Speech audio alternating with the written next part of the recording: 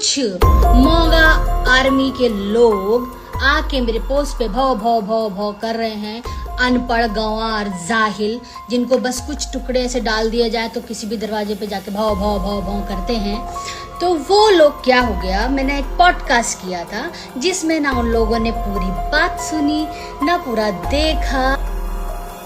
मेरा फोटो डालने से पहले और मेरा नाम लेने से पहले एक बार परमिशन प्लीज ले लेना, नहीं तो मैं चैनल को कहाँ लेके जाऊंगा उसका अंदाजा आपको नहीं होगा। आपके चैनल को पुराने में मुझे कितना टाइम नहीं लगेगा और कोई खतरा होना चाहिए। एक क्लियर जान लो कि मैं पहले आप सबको आगाज कर रहा हूँ।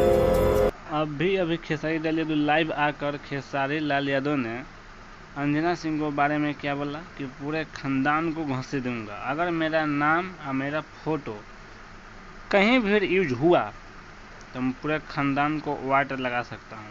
खेसारी लाल यादव बहुत गुस्से में आकर अंजना सिंह को बढ़िया से रेल दिया है। थोड़ा वीडियो देखिए।